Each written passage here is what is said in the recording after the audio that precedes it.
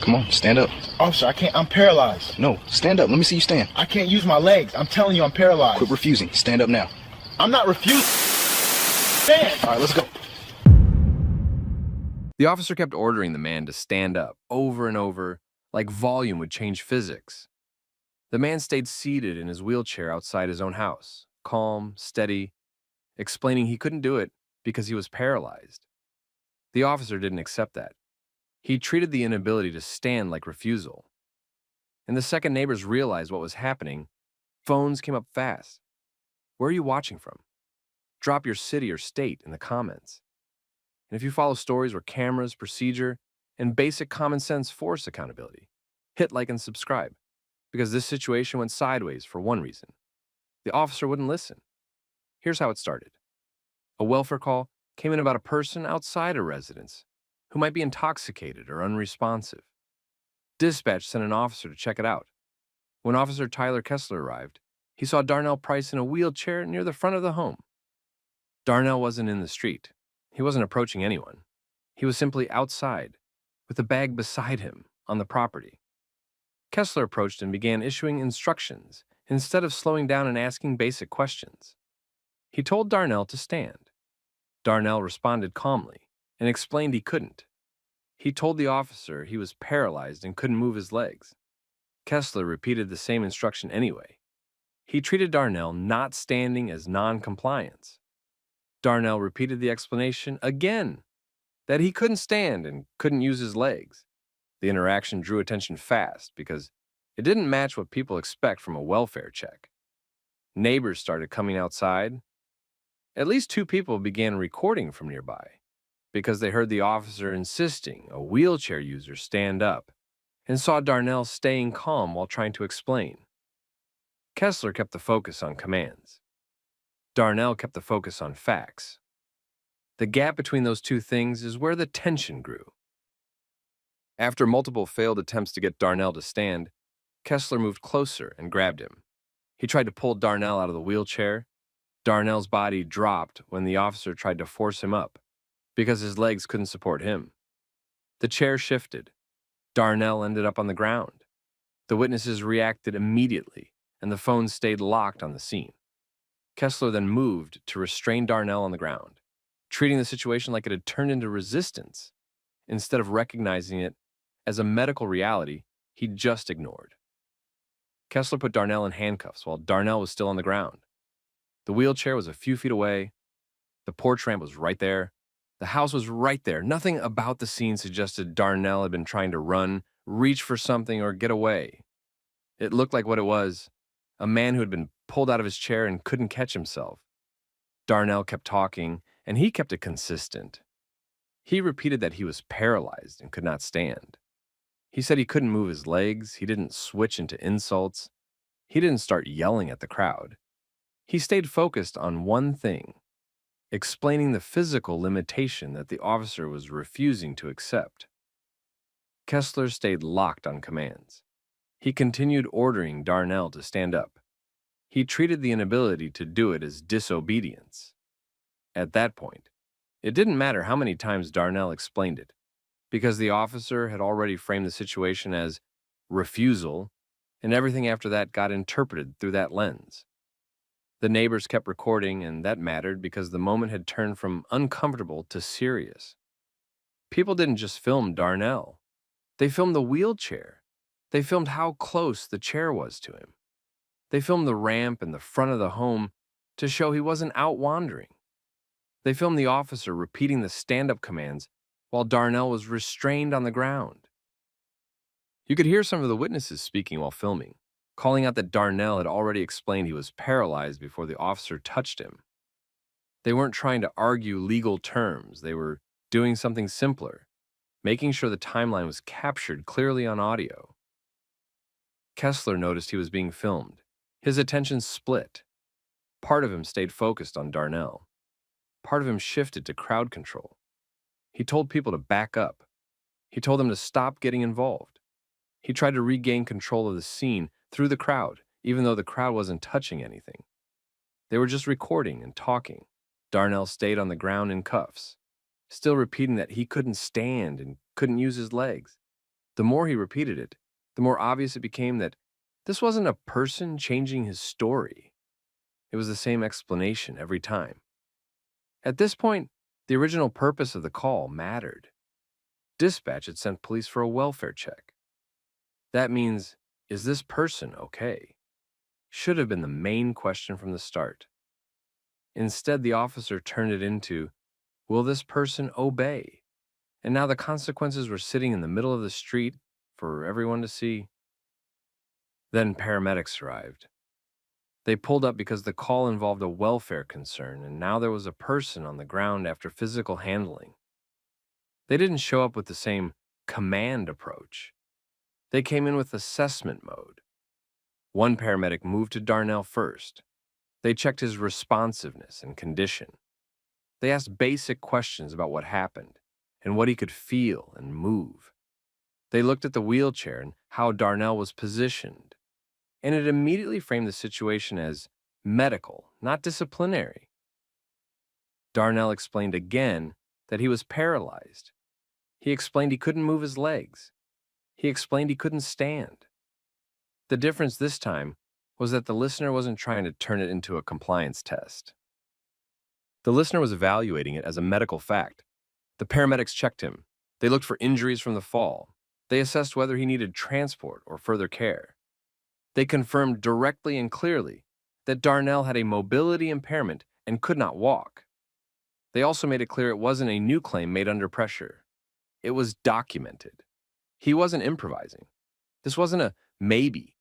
The medical staff treated it as established. That confirmation changed the whole scene because it took the situation out of the officer's interpretation. Darnell didn't have to convince anyone anymore. Medical professionals had checked him and confirmed he could not do the thing he'd been ordered to do. Kessler's posture changed after that. He didn't have a clean way to keep calling it resistance once the paramedics said on scene that Darnell was unable to stand. The cameras were still rolling. The neighbors were still watching. The medical staff was still present. Then the supervisor arrived. Sergeant Santos stepped in and immediately started gathering facts. She didn't treat the neighbor recordings as background noise. She could see the phones. She could see the wheelchair. She could see that paramedics were already confirming the disability. She moved the focus to identification and verification. Santos had Darnell's ID retrieved from his bag instead of forcing Darnell to reach for it while restrained. That part mattered because it showed the supervisor was thinking about safety and procedure, not just control.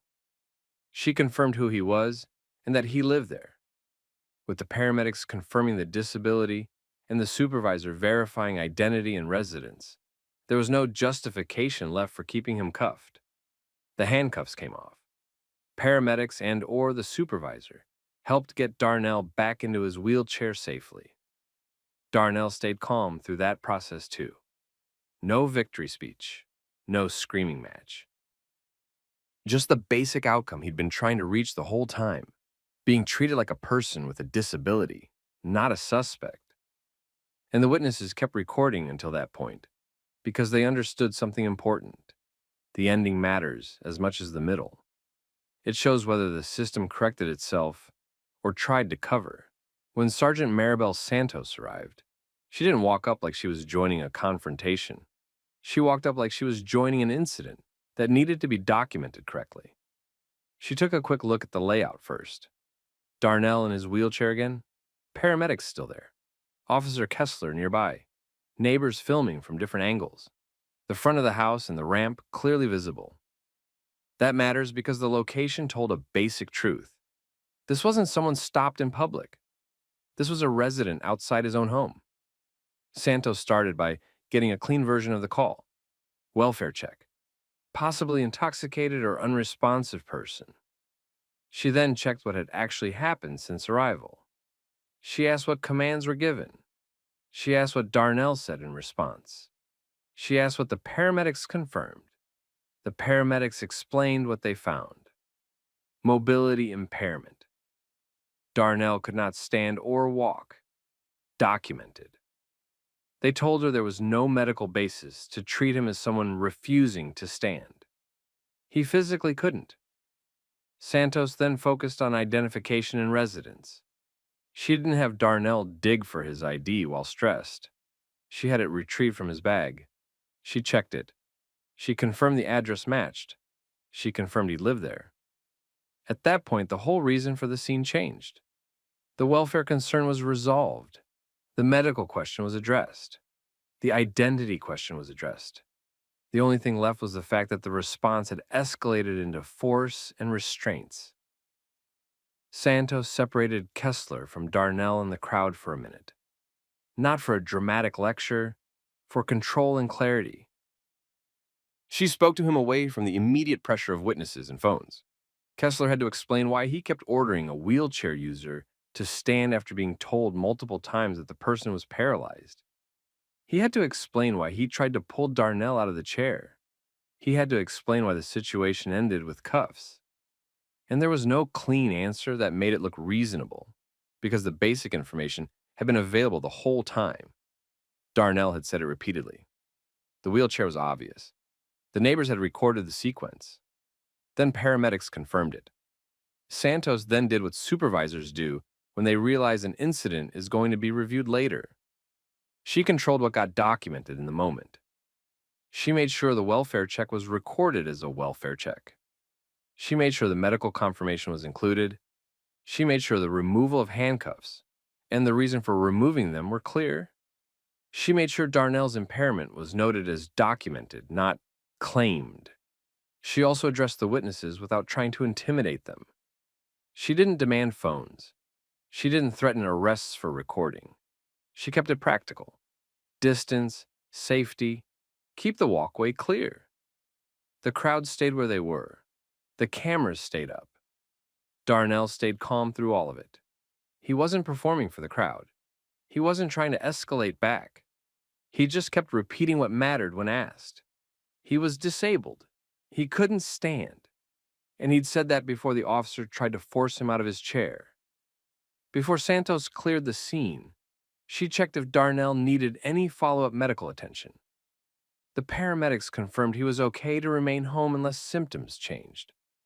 They gave basic guidance like they would for anyone who took a fall. Santos then ended the encounter the way it should have ended earlier, confirming Darnell was safe, confirming he was at his home, and confirming there was no reason for detention. Kessler had to stand there while that reality settled in. He had arrived expecting a simple welfare check. He left knowing the street had recorded his decisions in real time, and now those decisions would be reviewed as more than split-second judgment. The footage didn't stay on that street. Within hours, clips started circulating in neighborhood groups and local community pages. Not a full documentary edit. Just short pieces that showed the core problem. An officer ordering a wheelchair user to stand, ignoring repeated explanations about paralysis, then pulling him from the chair and handcuffing him on the ground until medics and a supervisor corrected it. People shared it for one reason. The timeline was clear. Darnell stayed calm. The officer kept pushing the same command. The fall happened after the officer tried to force him out of the chair.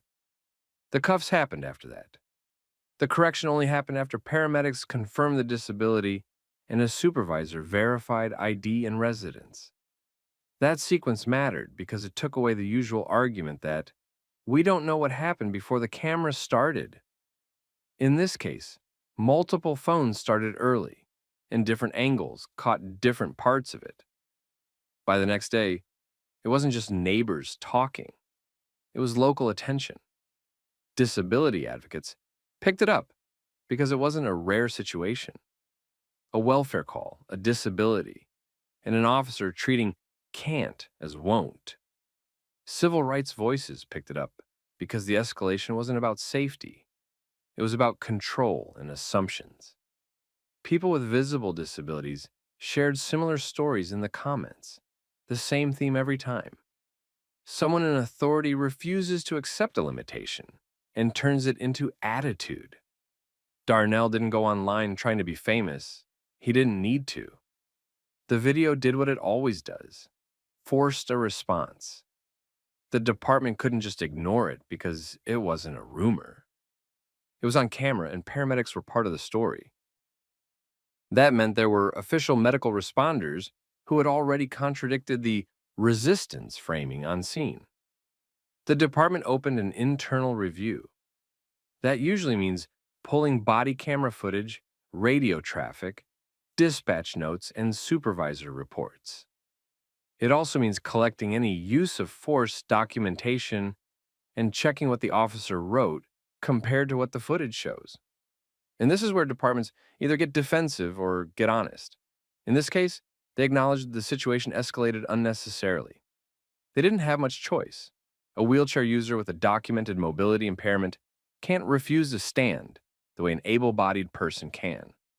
If an officer keeps issuing the same command after being told it's impossible, that's not compliance enforcement. That's failure to assess. The review focused on the decision points. Why the officer didn't slow down after Darnell explained paralysis. Why the officer treated the wheelchair as irrelevant. Why force was used to remove him from the chair. Why handcuffs were applied after the fall instead of switching to medical support. Why the scene only corrected after paramedics and a supervisor arrived. The public pressure didn't come from one clip. It came from how simple the mistake was. The officer had the key information early and ignored it. The department's response included retraining and policy reminders around welfare checks and disability recognition. That's the part agencies often lean on. We're addressing it through training. People hear that and roll their eyes, but it still matters when the training changes how the next officer handles the next call. They also emphasize what supervisors and medics did correctly. Verify, assess, document, de-escalate. That was the contrast everyone saw. The system corrected itself, but late. For Kessler, the consequences were real, even if they weren't dramatic. Incidents like this follow an officer. They show up in reviews. They get discussed in briefings. They affect trust on calls. They can lead to discipline depending on policy, history, and what the internal documents show. At minimum, it put his judgment under a microscope. For Darnell, the consequences weren't just he got uncuffed. He had to live with what happened outside his own home. He had to process being treated like a problem for sitting in his chair. He had to deal with the fact that he explained his disability clearly and still ended up on the ground in handcuffs. That sticks with people. He also had choices afterward. He could file a formal complaint. He could request records. He could consult an attorney. He could push for disability-focused policy changes so the next person doesn't have to be proven disabled enough on the pavement before an officer believes them. And the community around him didn't forget it either. Neighbors who recorded didn't just capture content. They created accountability. Without those phones, the story could have been written as uncooperative subject refused commands. With the phones, the story stayed tied to reality. Here's the lesson, and it's not complicated. A welfare check isn't supposed to turn into a compliance contest. When someone tells an officer they physically can't do something, the officer doesn't get to treat that like disrespect.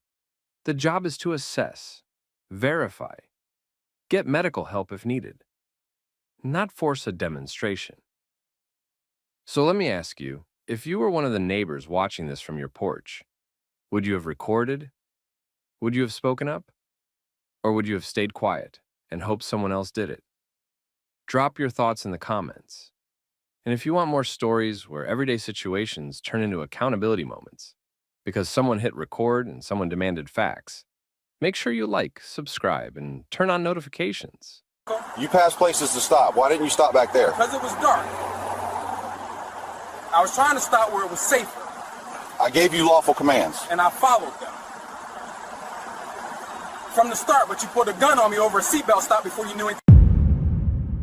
This officer thought he was detaining just another driver for a routine seatbelt stop, but he had no idea he was escalating a traffic stop on a sitting police chief who knew policy, procedure, and constitutional limits better than the people pointing commands at him. The officer believed he had control of the encounter, and that belief pushed him into a decision that made the whole stop dangerous. He drew his firearm and treated the driver like a fleeing suspect.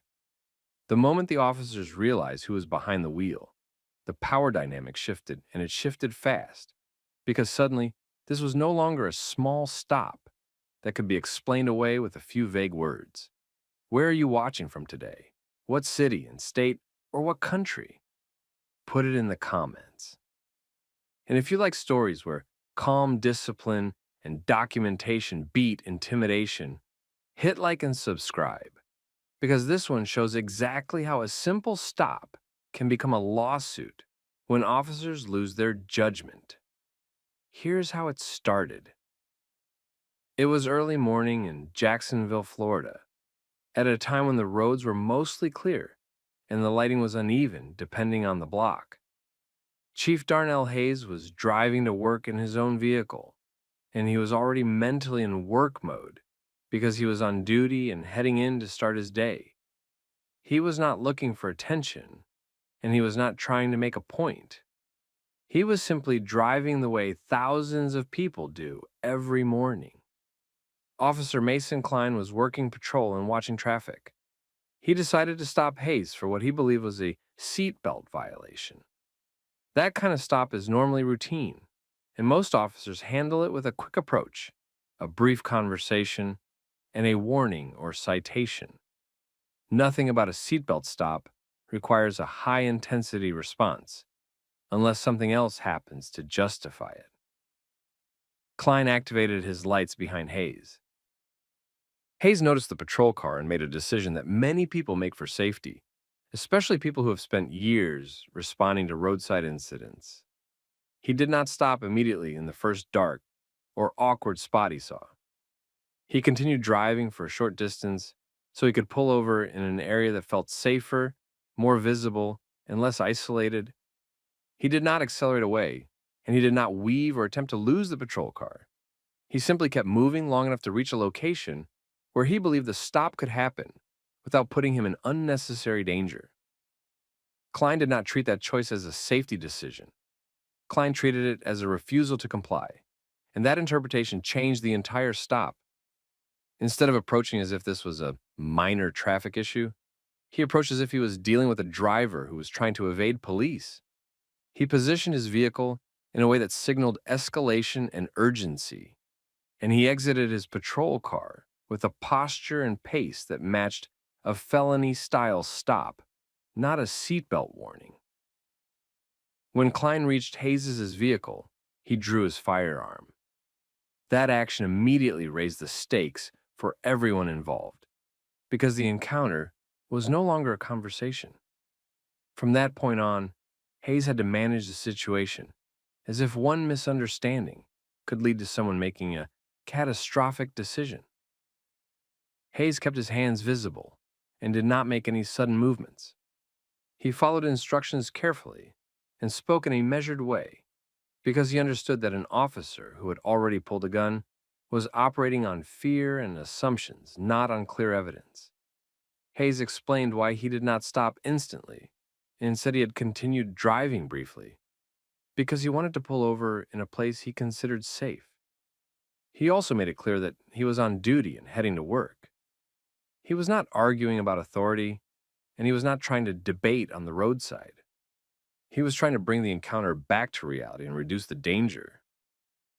Klein did not accept that explanation as reasonable. Instead, he pressed Hayes as if Hayes had committed a more serious offense than a seatbelt violation. He asked questions that treated the short delay as suspicious behavior, and he framed the situation as if Hayes needed to justify himself rather than simply comply with a normal traffic stop. He ordered Hayes out of the vehicle and maintained a controlling tone, which signaled that Klein wanted dominance in the encounter and was not interested in a routine resolution. Backup officers arrived, including Officer Tessa Ramirez. Ramirez quickly understood that the scene was out of proportion to the original reason for the stop.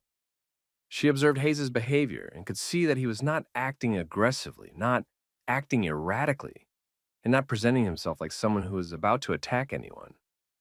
She also observed Klein's posture and the drawn weapon, and she recognized that once that level of escalation happens, officers often start looking for reasons to justify it after the fact. That is exactly where the stop began to go next. Klein shifted from enforcement of a seatbelt allegation into investigative fishing. He questioned Hayes repeatedly about why he kept driving after the lights came on, and he layered on additional questions that were not necessary to resolve a seatbelt issue.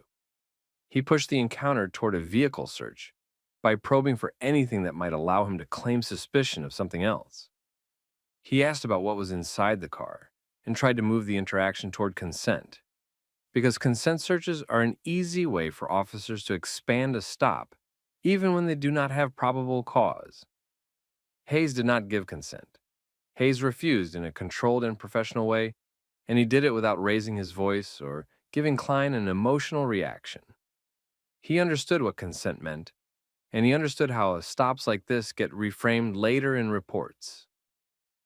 He also understood that the moment he allowed a search, just to get it over with, he would be validating an escalation that never should have happened. Klein reacted poorly to that boundary. He continued trying to justify the detention by treating Hayes' short delay in pulling over as proof that Hayes was suspicious. He kept the tone accusatory and tried to maintain pressure, because pressure is how officers sometimes get people to make mistakes, become emotional, or start pleading. Hayes did not do any of that. He stayed composed, stayed clear, and kept the stop focused on what it was supposed to be about. As the encounter dragged on, Hayes identified himself again, clearly, with enough detail that the officers could verify it if they chose to do their jobs properly. He said who he was and made it obvious that he was not a random driver guessing at a title. At that point, the stop reached a moment where Klein had to decide whether he was going to keep escalating based on pride or whether he was going to verify the information and reset the encounter. Klein did not immediately reset.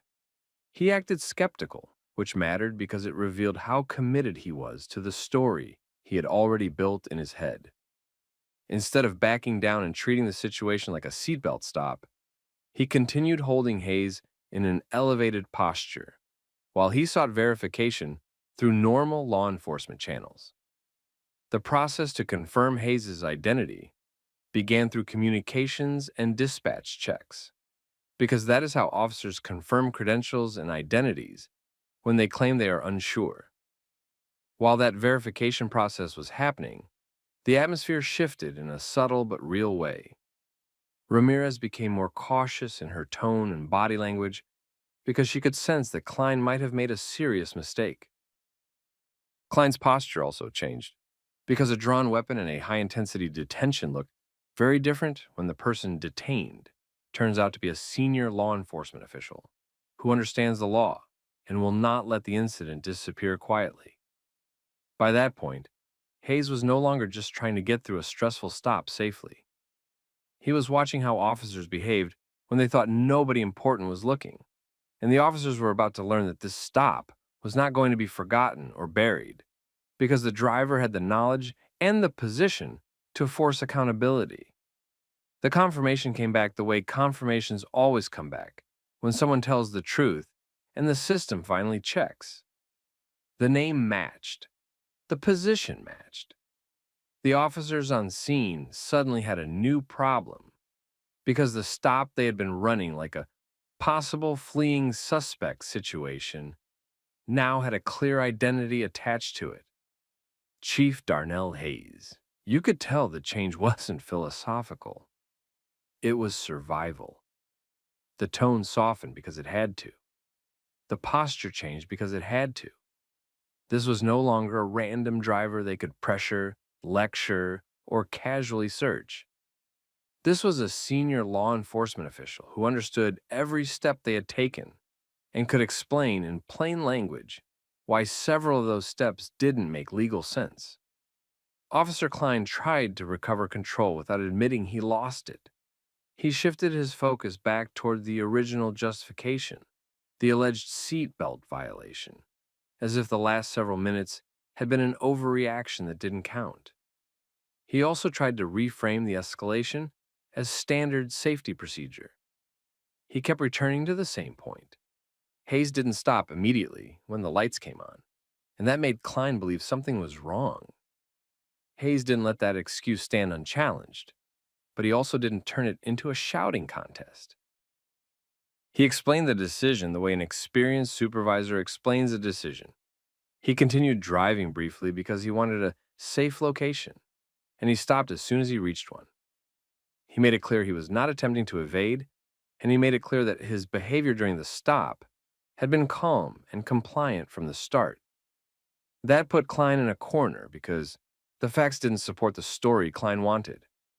If Klein insisted Hayes was fleeing, he would have to explain why the vehicle did not speed away, why Hayes stopped in a well-lit area, and why Hayes immediately complied once the stop began.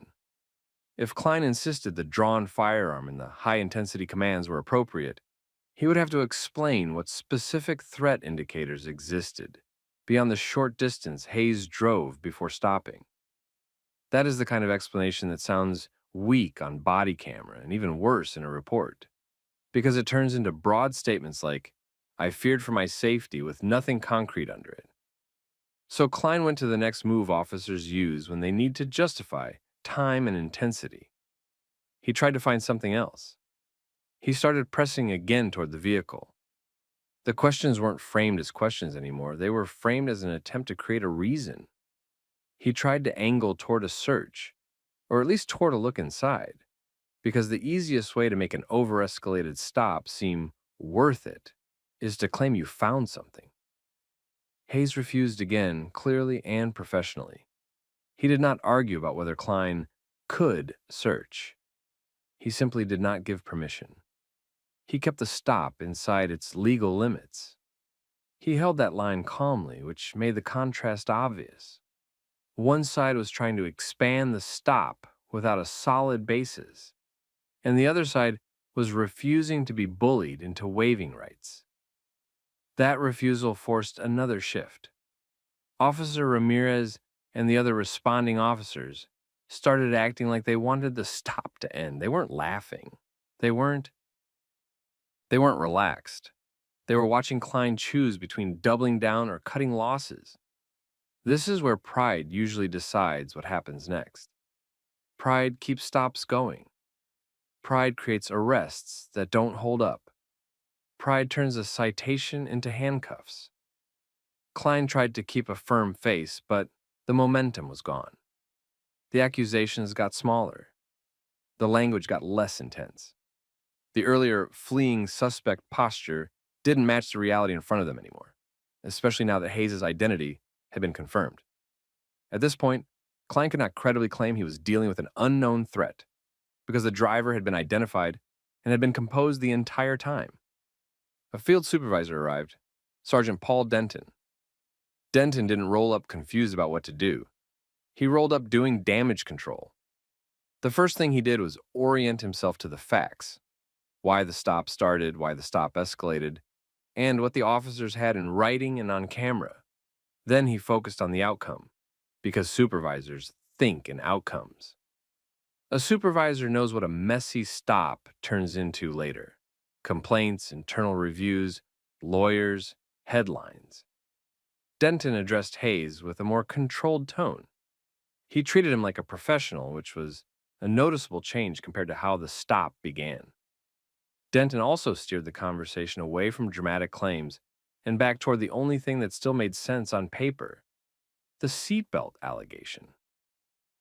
Klein still tried to defend his earlier decision-making, but now he was doing it in front of a supervisor and a police chief. That's not the same as defending it in front of a civilian. The words have to line up with policy. The logic has to line up with law. The timeline has to line up with Bodycam. Hayes listened. Hayes stayed calm. Hayes did not let them rewrite the sequence. He pointed out in a controlled way what the stop had become. A minor traffic allegation had turned into a high-intensity detention with a drawn weapon and an attempt to expand the stop into a search.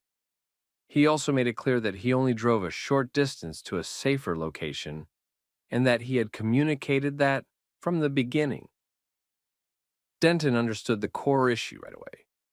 Even if Klein claimed he had concerns, the stop still had to be reasonable in scope and duration. Even if Klein claimed he misunderstood the short delay, the response still had to fit the facts. A seatbelt allegation does not naturally lead to guns and prolonged detention unless the driver gives real indicators of danger. Hayes had not. So Denton guided the stop toward the exit. They dropped the bigger framing. They stopped pressing the evasion angle. The search attempt went nowhere because Hayes did not consent and they did not have a real legal foundation to force it. They fell back to a citation because that was the only thing that still matched the original reason for contact. Klein issued the minor citation. The mood on scene was not victory, it was discomfort. It looked like people realizing they had escalated the wrong person in the wrong way for the wrong reason, and now there was no clean way to pretend it never happened. Hayes took the citation and ended the encounter without theatrics. He did not threaten anyone on scene. He did not try to embarrass them in the moment. He did something more effective.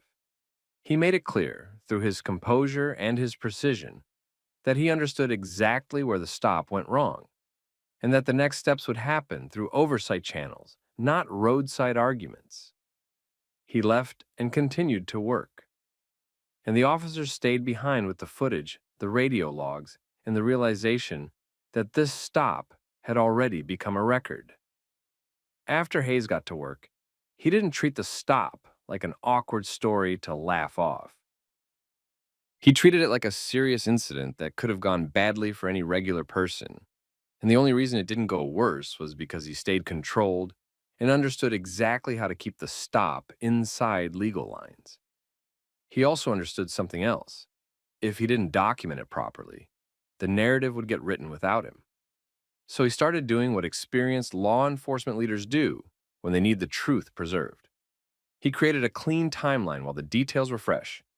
He noted the reason given for the stop, how far he drove before pulling over, what location he chose and why, when the firearm came out, and how the officers tried to shift the stop into a search situation.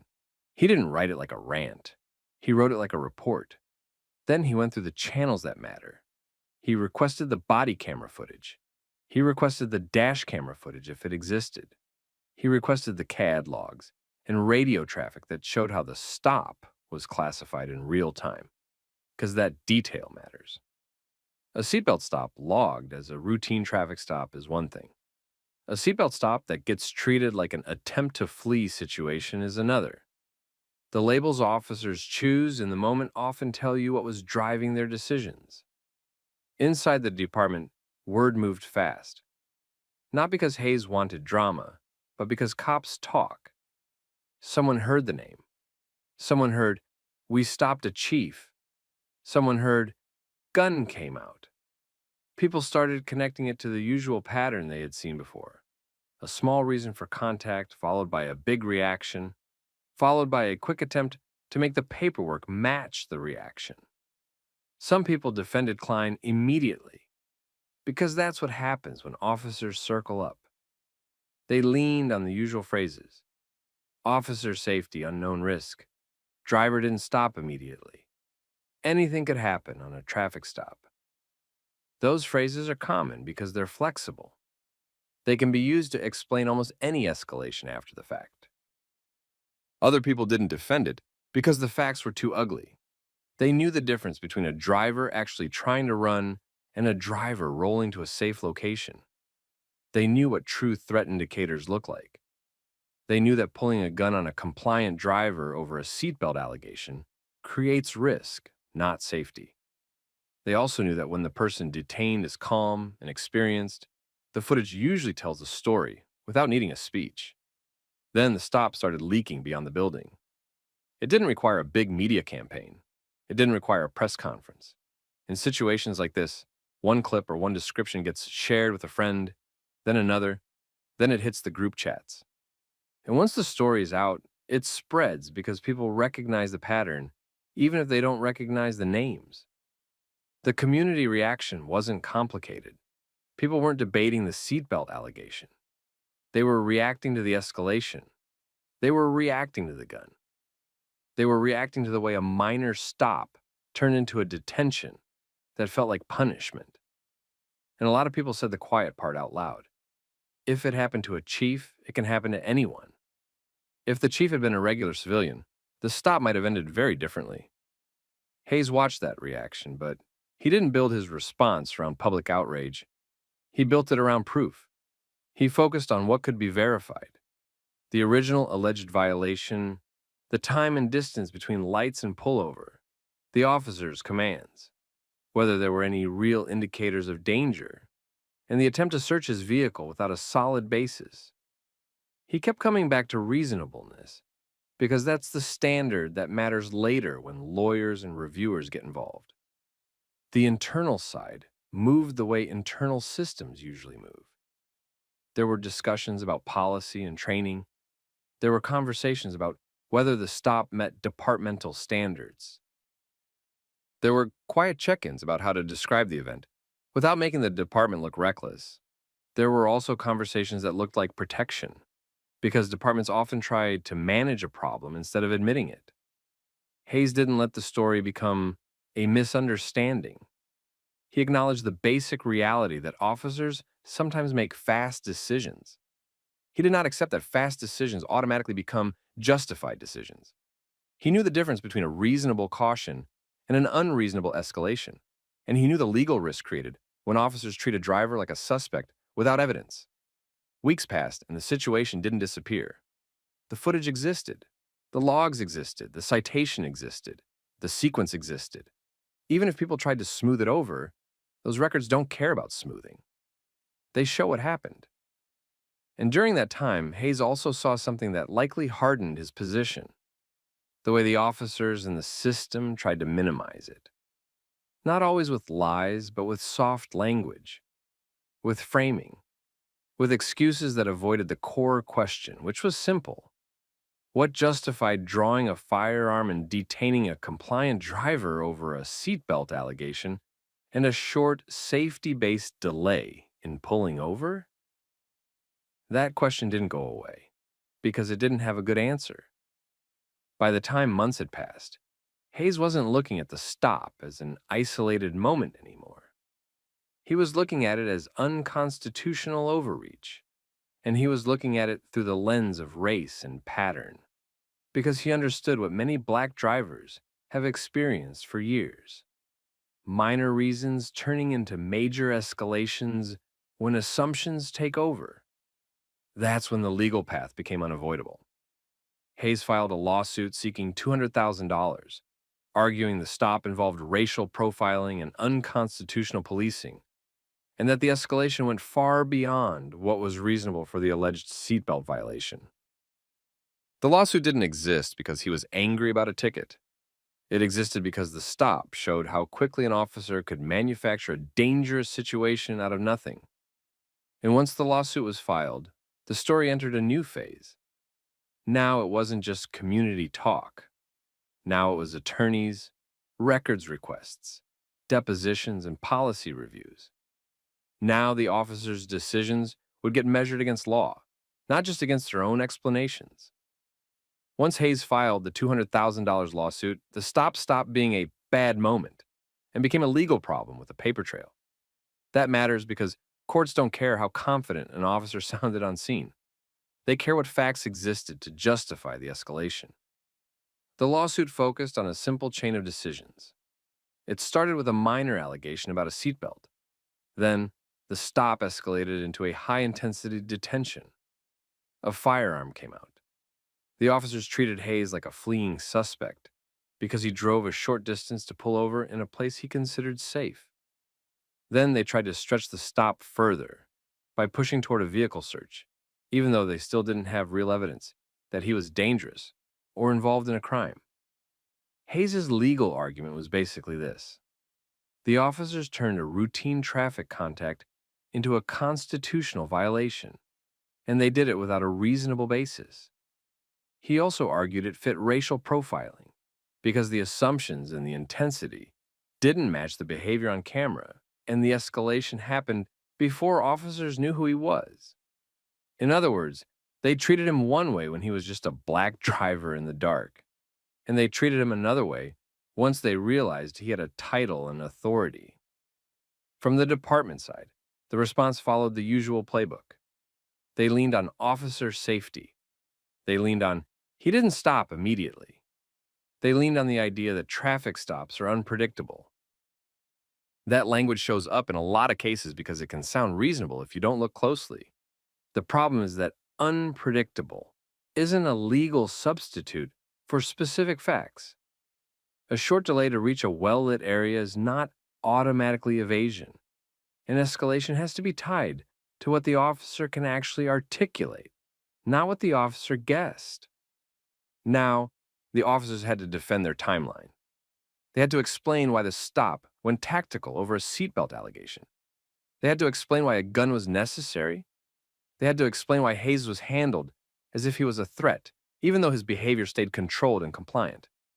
They had to explain why they tried to move toward a search when the original reason for the stop was minor. In a lawsuit, those questions don't get answered with vibes.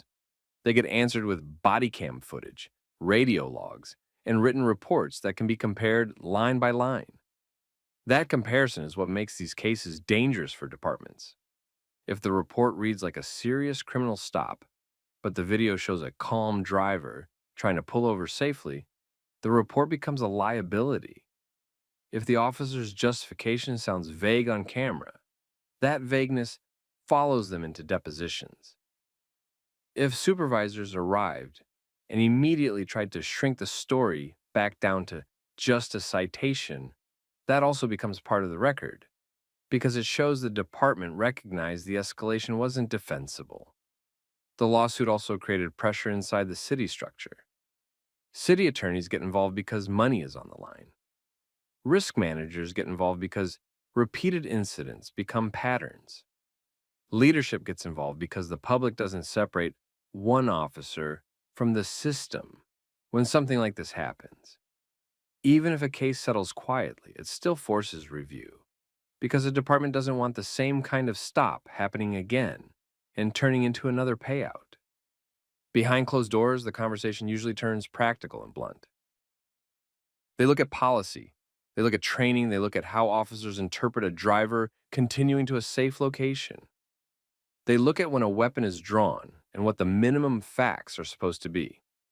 They look at consent searches because departments know the public hates when a minor stop turns into phishing. They also look at supervision because supervisors exist to stop small problems from becoming big ones.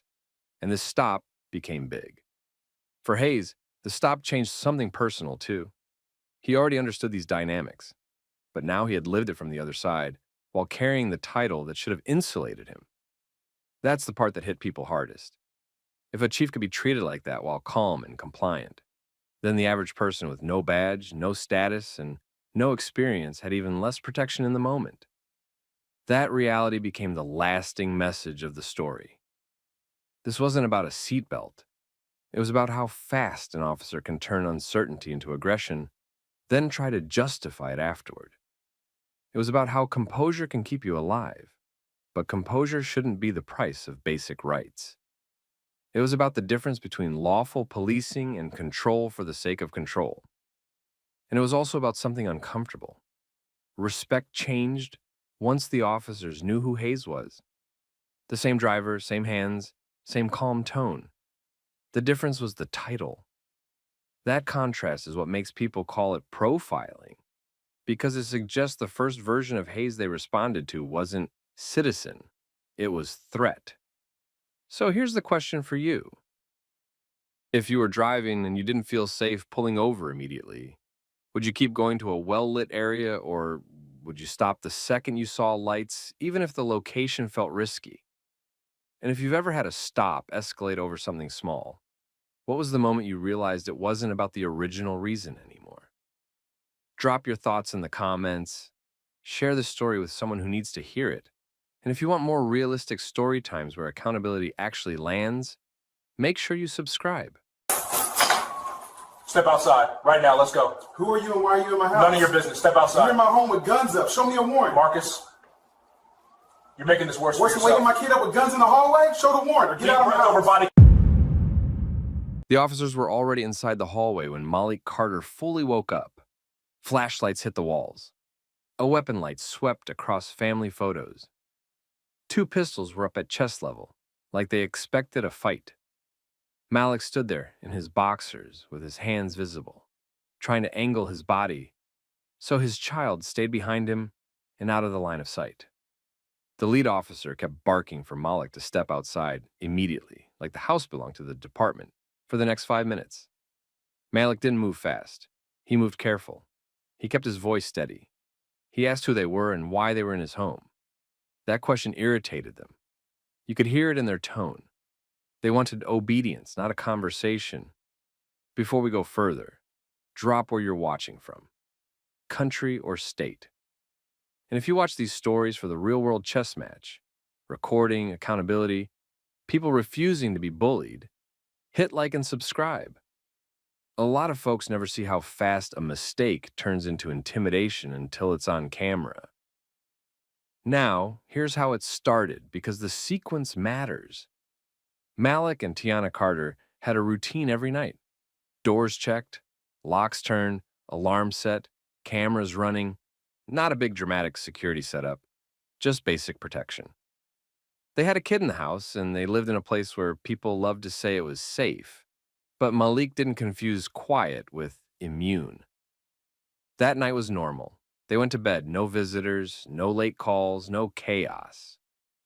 Then, sometime before dawn, the house got hit with movement and noise. Not a polite knock, not a doorbell. More like a sudden presence at the entry that didn't belong there. The next moment, Malik was awake to armed strangers inside. The first thing he focused on was his child. The kid had gotten up, confused and scared, pulled by the noise. Malik stepped into the hallway fast enough to block the kid from walking forward, but not so fast that an officer could claim he charged. Tiana came out seconds later, half asleep, and instantly alert. She saw guns. She saw her partner undressed and cornered in his own hallway. She saw her child behind him. Her brain clicked into one mode: keep everyone alive and document everything. Malik kept trying to slow the situation down. He asked again what they were doing there. The lead officer, Brandt, refused to give a clean explanation. He treated Malik like a problem to manage. He kept repeating the command to go outside, as if stepping onto the porch would magically make the entry legal. That's when the officers introduced their reason. They were looking for someone. A fugitive. A name Malik had never heard in his life. Malik told them he didn't know the person. No hesitation. No maybe. He didn't add extra details that could be twisted, just a direct answer. The normal outcome right there should have been simple. Wrong house. Back out. Apology. Leave the family to calm down. That's not what happened. Instead of ending it, the officers leaned in harder. They kept asking the same thing in different ways, like persistence would produce a different truth. They started scanning the house like they were shopping for a justification. They demanded Malik's ID while standing inside his home, even though he hadn't invited them in, and they still hadn't said anything clear about lawful authority. Malik didn't refuse because he wanted a standoff. He refused because the order made no sense in context. They were already in the wrong place. They were already pointing guns near a family, and now they wanted Malik to help them paper over it with compliance. He asked for a warrant. This is where the officer's story started changing, right on camera. At first, they suggested the entry wasn't really an entry because the door was open or unlocked.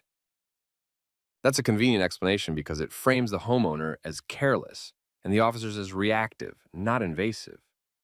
Malik and Tiana immediately disputed it. They said the doors had been locked. That wasn't an argument about feelings. It was their nightly routine. Then, as Malik kept asking for a warrant, a different explanation started floating around. Now the officers claimed they had been knocking for a long time. That version was meant to make it sound like the family ignored them, like they had no choice but to come in. Those two stories didn't fit together. If the door was open, why the long knocking story? If they'd been knocking forever, why was Malik waking up to them already inside with guns up? The contradictions mattered because they weren't small details.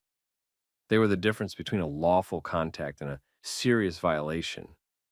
Brandt tried to end the questions by implying they had legal cover. He hinted at a warrant without producing one.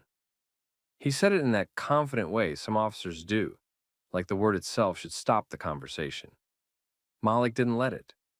Malik kept his hands visible. He kept his voice controlled. He kept repeating the same demand. Show the warrant or explain the emergency that allowed them in without one. No paper appeared, no case number, no judge's name, no dispatch detail that made it sound urgent. Just pressure and impatience.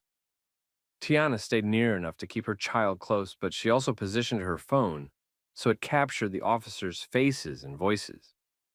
She wasn't waving it around. She wasn't doing theatrics. She was collecting what they were giving her, shifting explanations and hostile posture. And then came the part that told you exactly what kind of encounter this was going to be. Even with a child in the hallway and cameras visible, the officers acted annoyed that Malik cared they'd brought guns into a sleeping family's home.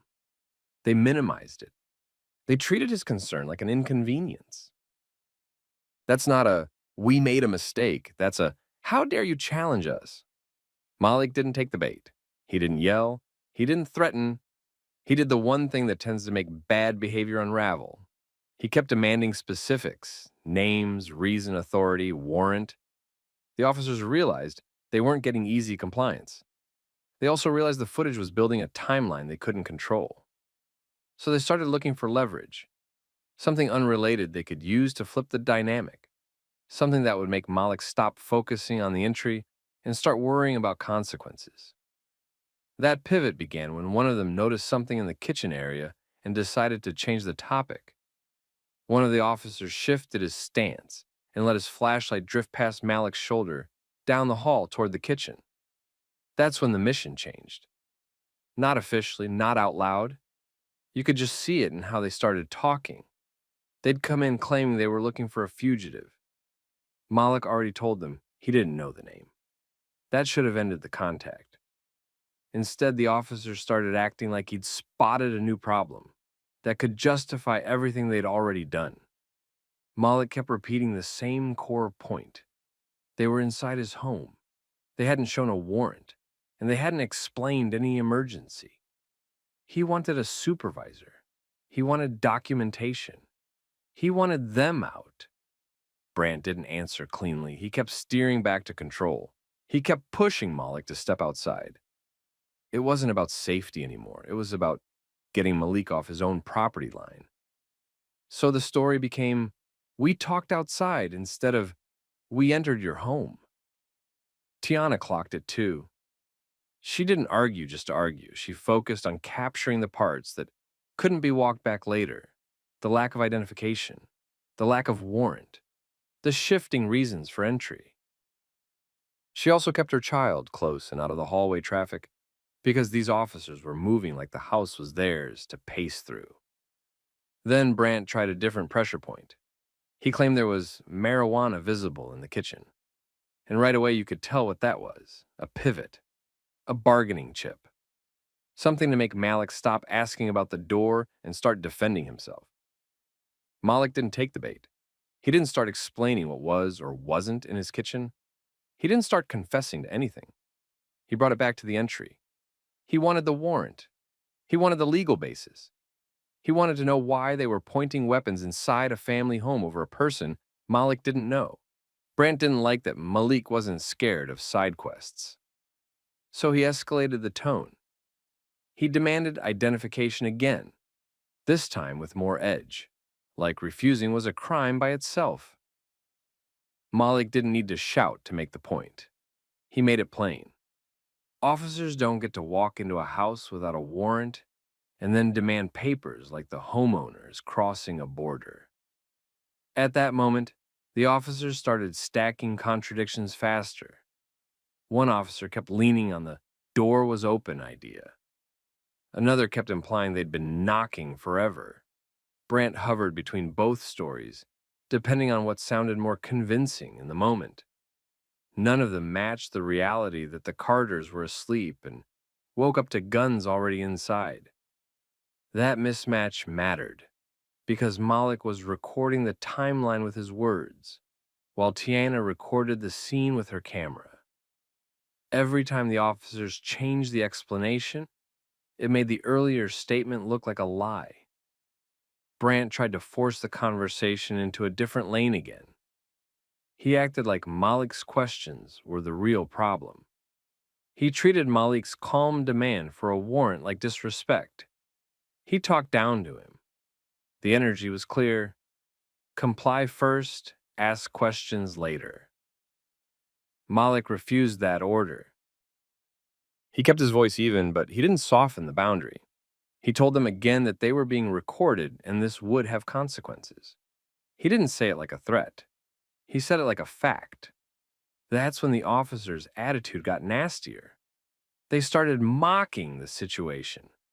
Not openly laughing like it was a joke, but that dismissive tone that says, they don't think your rights count when they're inconvenienced. They minimized the guns. They minimized the panic they caused. They acted like Malik should be grateful they hadn't done worse.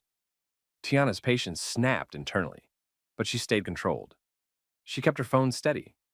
She kept her child behind her now, creating space between the kid and the officers. She understood something Malik understood too.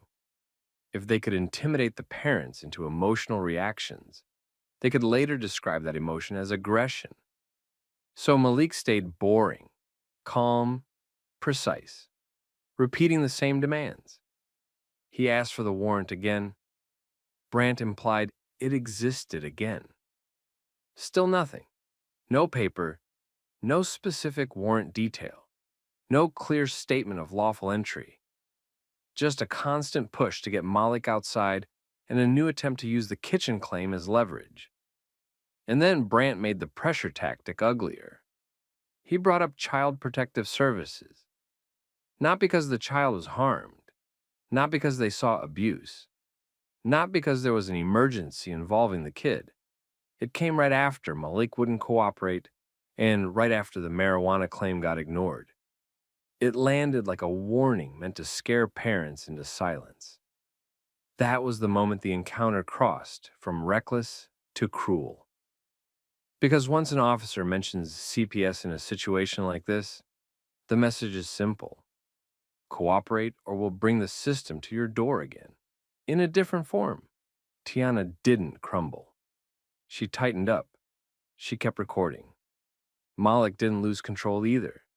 He did what disciplined people do when someone tries intimidation. He returned to facts. He demanded the warrant again. He demanded a supervisor. He demanded they explain how they entered on camera with a straight story that didn't change every 2 minutes.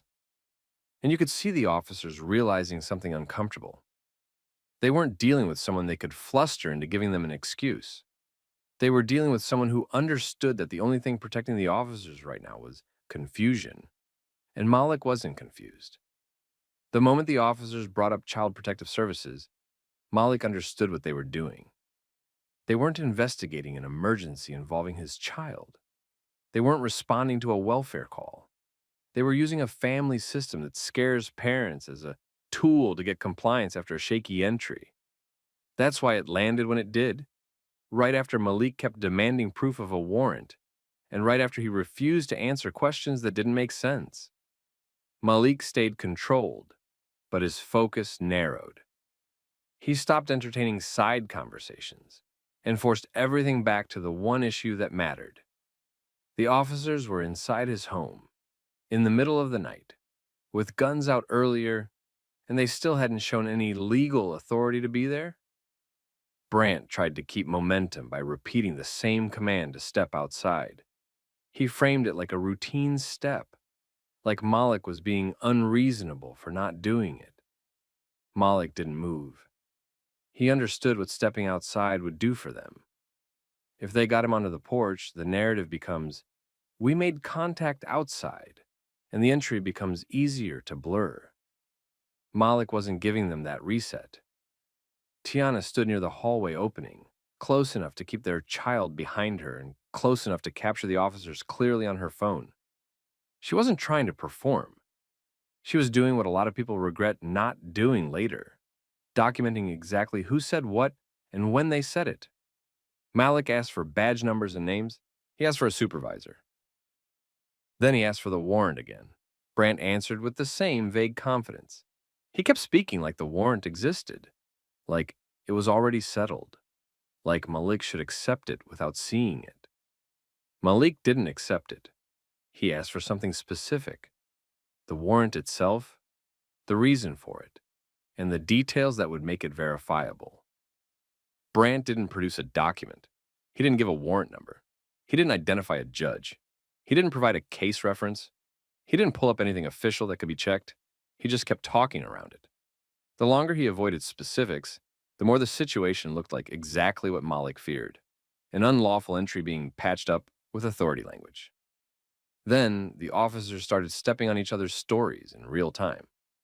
One of them kept leaning on the claim that the door was open or unsecured, which made the entry sound accidental and convenient.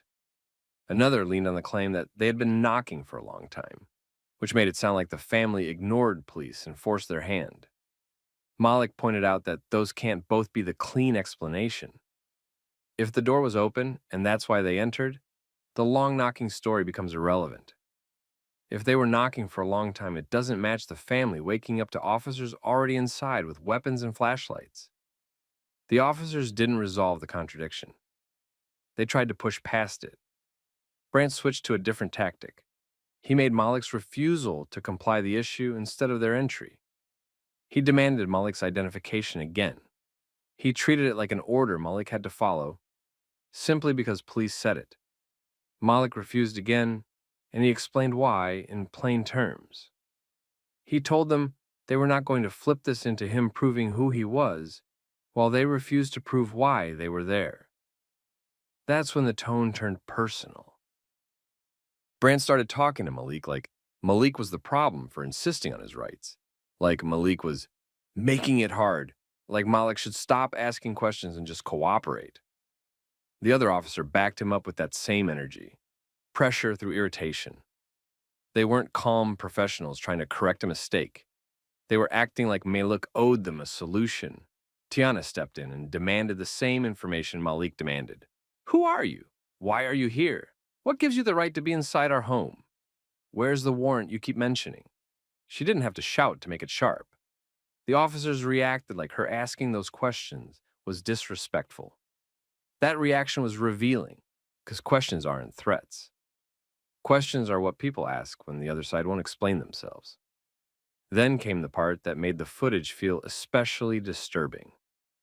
One of the officers minimized the danger of what they had done, bringing guns into a sleeping family's home and forcing a father to stand half-dressed while trying to keep his child safe.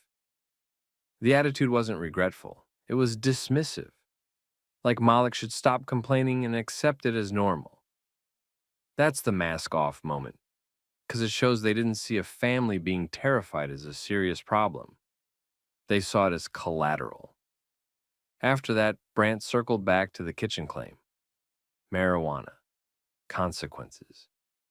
He tried to use it as a lever, as if introducing a new threat could make Malik stop talking about the entry. Malik refused to change topics. He didn't argue about what the officer claimed to see. He didn't explain. He didn't negotiate. He kept the same demand: show a warrant or leave. At this point, the officers were boxed in by reality. They were looking for a fugitive Malik didn't know. They couldn't get Malik to confirm anything helpful because Malik wasn't guessing or talking loosely. They couldn't produce a warrant to justify being inside. They couldn't control the narrative because the family was recording and the officers had already contradicted themselves. Their body language started shifting. They stopped pressing inward. They began drifting toward the exit while still trying to keep verbal dominance.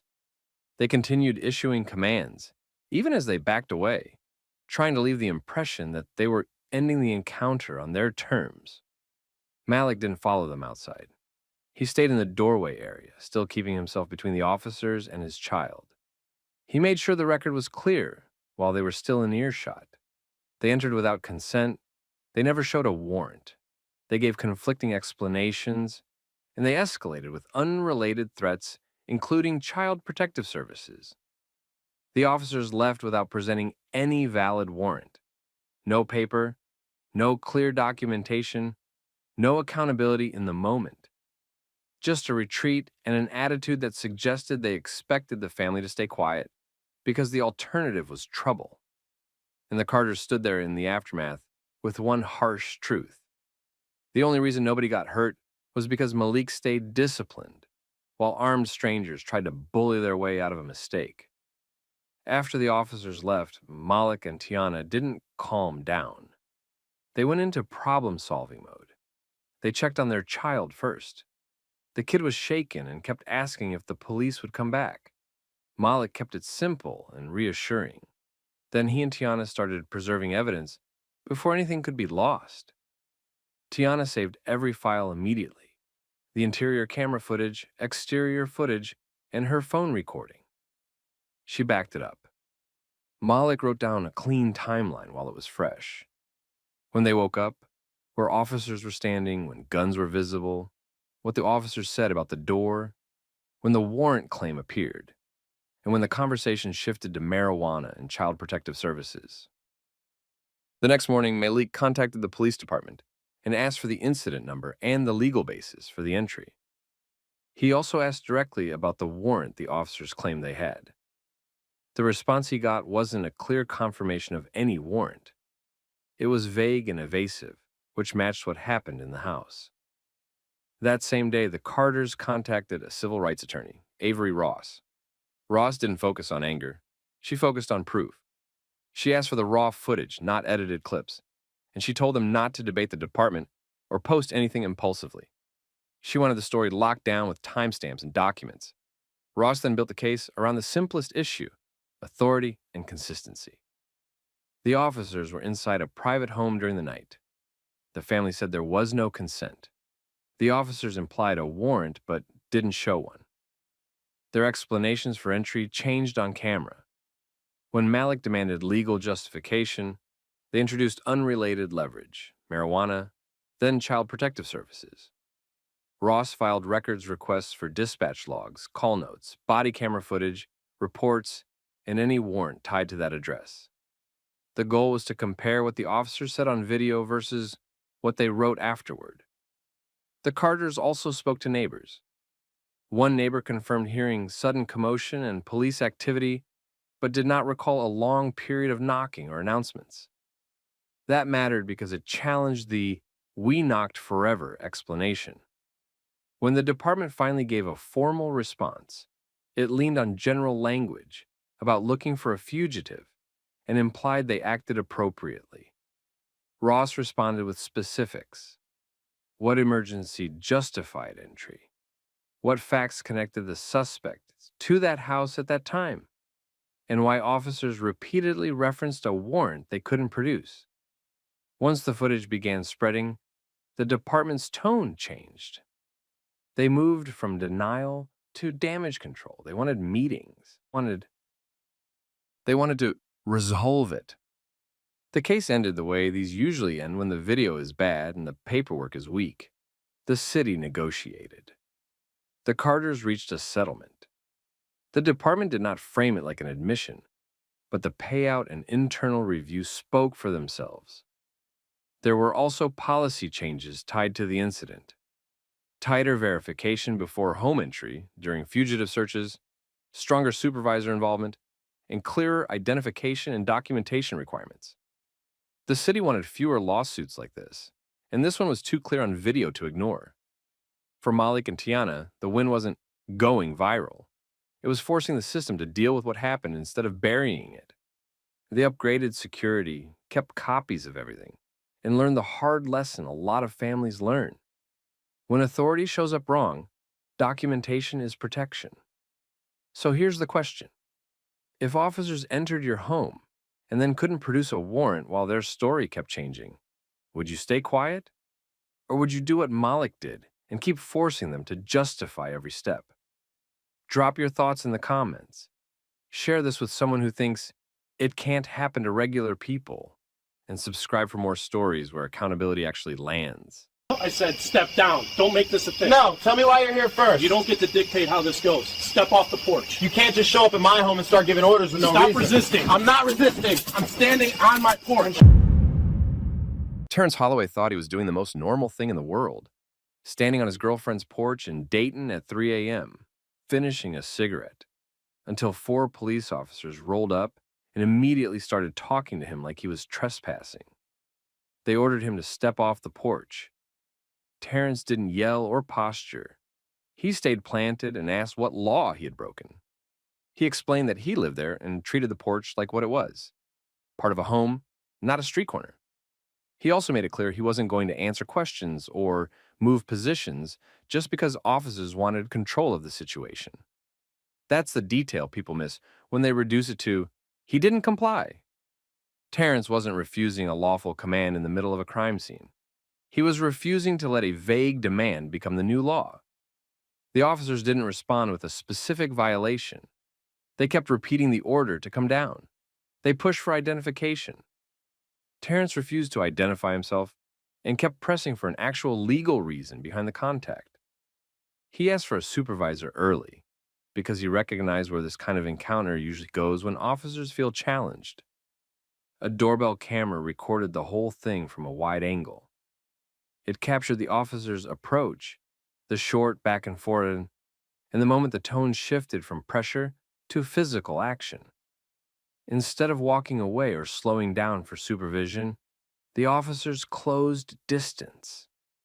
Within moments, they rushed Terrence, forced him to the ground, and put him in handcuffs. Even as they restrained him, he continued demanding an explanation for why they were confronting him in the first place. He kept repeating that they had no valid reason to approach him like this while he was at home. In the immediate aftermath, police framed the situation as justified. Their public position leaned on a familiar narrative. They described the neighborhood as a high-drug crime area and claimed Terrence was loitering. They also pointed to his refusal to identify himself as part of what they considered obstruction. Terrence rejected the entire framing.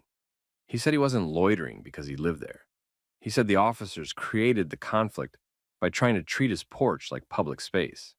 He also argued that their approach wasn't about safety. It was about authority and ego. From his perspective, they used force because they couldn't produce a real legal basis for the stop. Then the story got more complicated. After the arrest, officers found an outstanding warrant connected to an earlier drug possession case. That discovery became a key issue because it raised an obvious question. Did the officers know about that warrant before they initiated contact, or did they stumble into it afterward? If they already knew, the entire encounter should have started with that reason. If they didn't know, the warrant looked like something found later to justify a stop that began without a solid foundation. The department also claimed the viral clip showed only a small portion of a longer encounter. They said officers were acting on reasonable suspicion based on information from a source alleging a man matching Terrence's description was involved in drug activity and might be armed. Officers also said they noticed suspicious circumstances involving a nearby vehicle and Terrence's behavior on the porch. Terrence's response stayed consistent. He said he was outside at home doing nothing illegal. He said the officers exceeded their authority. He said they abused their power. He wanted them fired. By the time the video spread, the case stopped being just a street-level arrest and turned into a credibility test. People weren't debating whether Terrence was polite enough. They were debating whether police could manufacture a detention on private property, call it reasonable suspicion, and then use force when the person refused to play along. Once Terrence got booked, the situation shifted from a physical confrontation to a paperwork battle. That's where these cases usually get decided, not on the porch. In reports, charging decisions, and how a department explains itself once video exists. Officers charged him with resisting arrest and obstruction.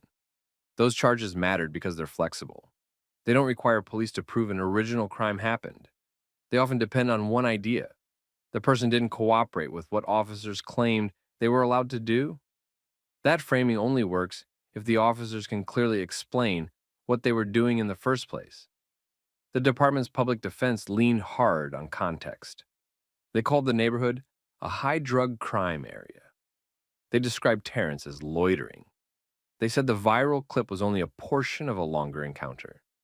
Then they added a justification that shows up a lot after public backlash. A source had allegedly provided information about a man matching Terrence's description being involved in drug activity and possibly being armed. They also claimed there were suspicious circumstances involving a nearby vehicle and Terrence's behavior on the porch.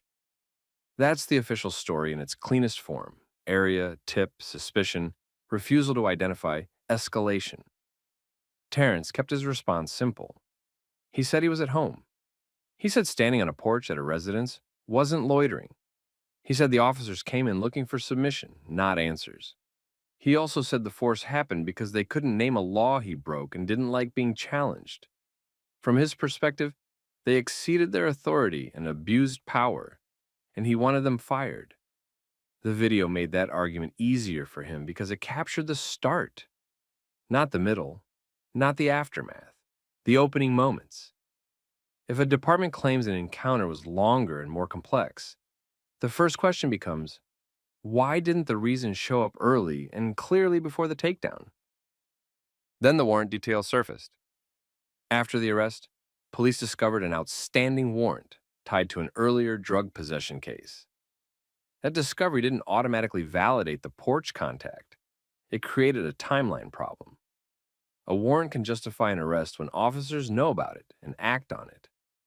It doesn't magically justify force used before the warrant was even part of the encounter.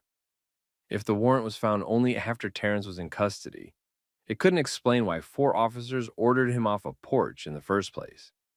If officers knew beforehand, the sequence should reflect that from the start. That's why the question about what they knew and when they knew it became central. The case stopped being about whether Terrence should have answered questions and became about whether police initiated the contact without a lawful basis and then built the justification afterward. Terrence's background in court compliance mattered here because he understood how narratives get structured. When a report uses broad language like high crime area and suspicious behavior, those aren't facts by themselves. They're labels. Courts and investigators still look for specifics.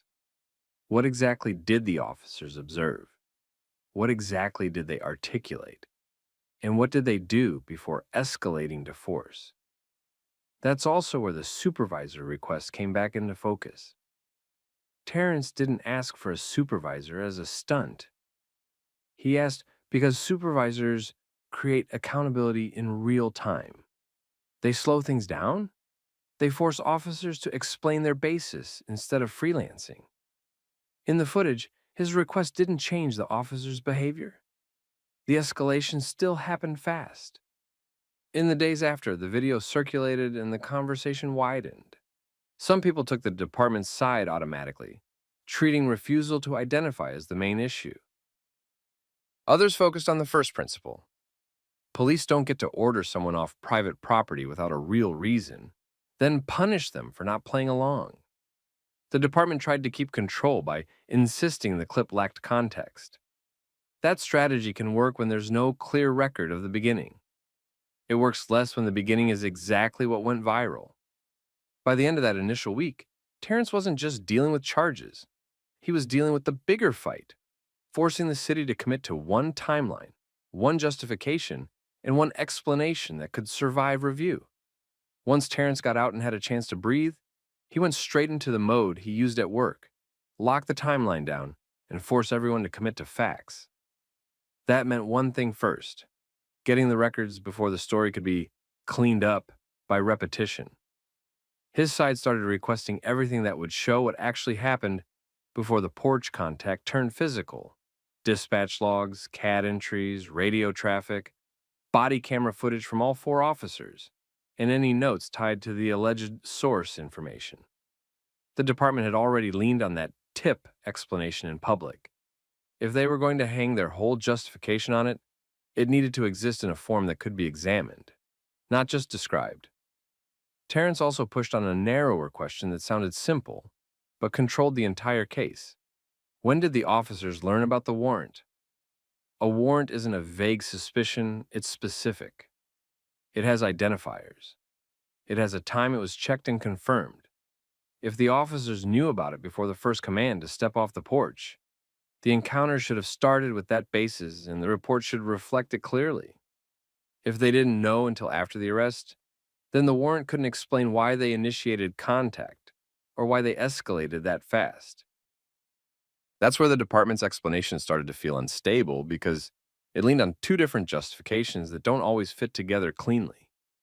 One justification sounded like a street stop: high crime area, loitering, refusal to identify, suspicious behavior, nearby vehicle. The other justification sounded like a targeted contact.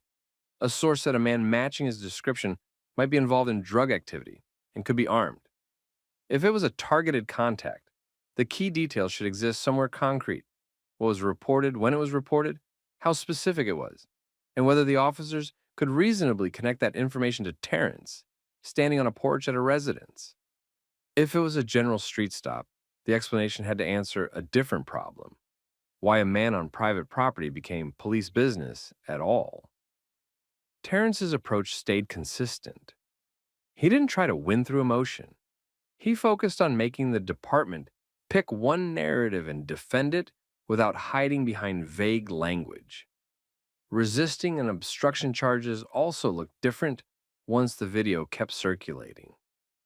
Those charges rely on the idea that police were lawfully doing something, and the person unlawfully interfered.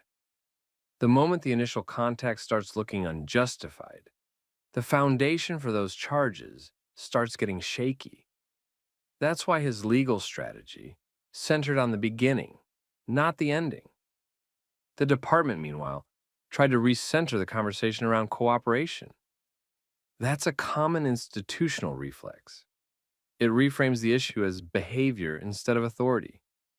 It avoids the harder question: did officers have the right to order him off the porch in the first place?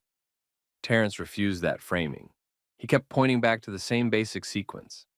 Officers arrived, issued commands without stating a law, pressed for ID, and escalated into force when he insisted on a supervisor and an explanation.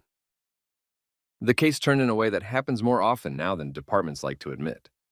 The doorbell camera didn't just create outrage, it created a reference point. Every official statement got compared to those first moments. Every report got measured against what people could see. As the records process moved forward, the pressure started hitting the people above the officers too. Supervisors and city attorneys know that public incidents don't stay at the level of the arresting officers. They become policy questions, training questions, discipline questions, liability questions. Terrence wanted accountability in plain terms. He wanted the charges dealt with fairly. He wanted the officers' conduct reviewed as excessive and unjustified.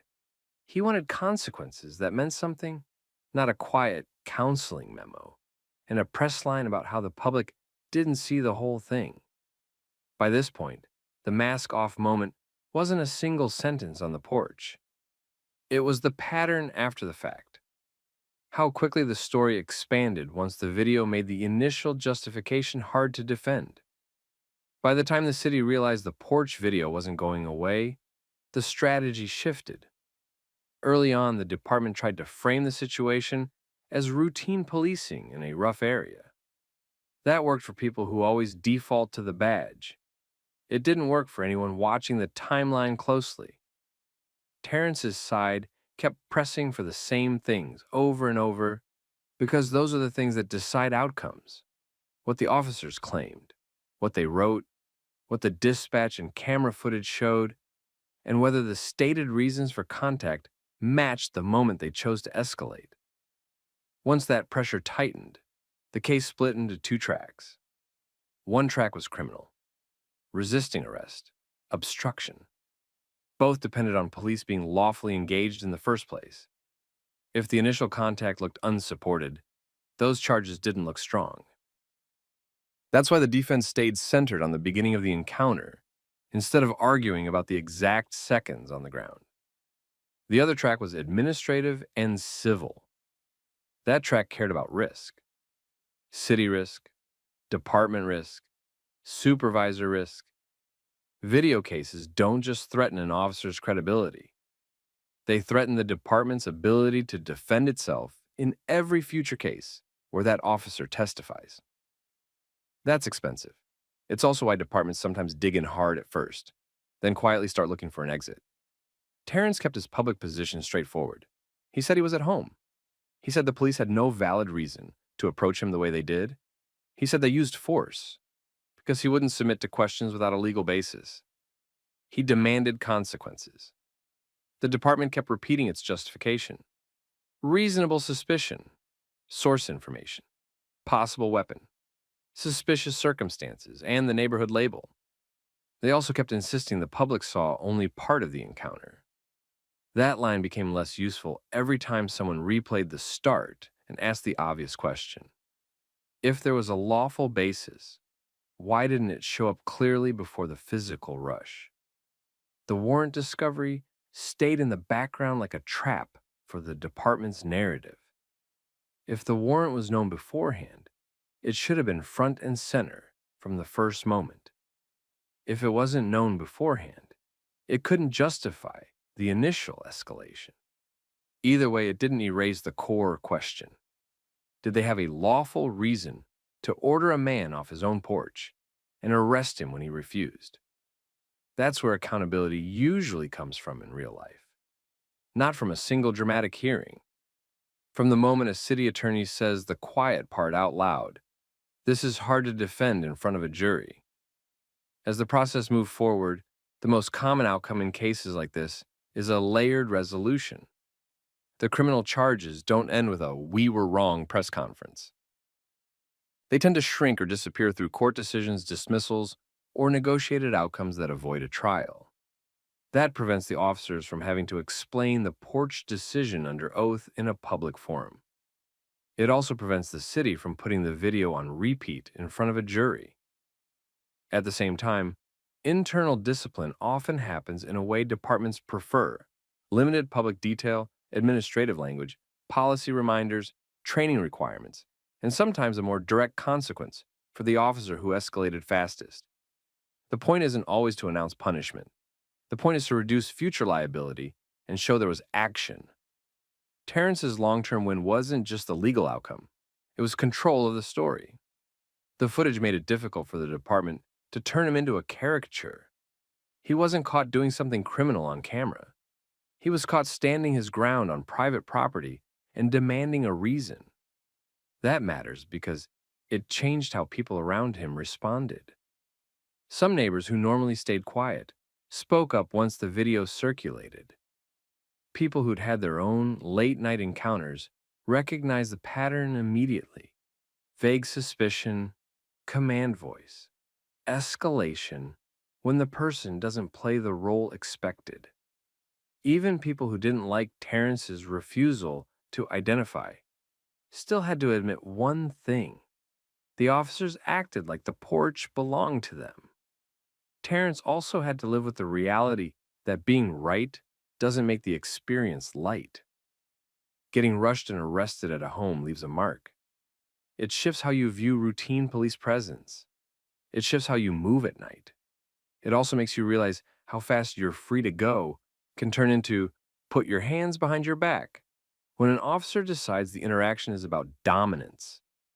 Over time, the case became a local reference point, not because it was the most extreme incident ever recorded, but because it was so ordinary.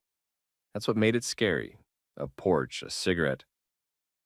4 officers, a command with no clear legal reason, a takedown when the person asked for a supervisor. That kind of video forces a department to clarify what its officers are allowed to do in residential spaces, how they use high crime area language, and what actually counts as reasonable suspicion. It also forces a quiet correction, telling officers that refusal to cooperate isn't the same thing as a crime, and because I said so doesn't survive cameras. Terrence's message stayed consistent through the whole thing. He didn't claim he was above police contact. He claimed he was entitled to the same constitutional limits as anyone else, especially at home. He wanted a system where officers couldn't turn curiosity into detention and then turn detention into charges when the person refused to submit. That's the lesson here. If someone with legal system experience can get treated like this on a porch, anybody can. If a doorbell camera didn't catch it, the report would have been the only version that mattered. If the timeline didn't get challenged, reasonable suspicion would have stayed a vague shield instead of a claim that has to be proven. So let me ask you, if you're on your own porch and police roll up with commands, but no clear reason, what would you do? Would you step off just to make it end? Or would you hold the line and force them to name the law? Drop your take in the comments.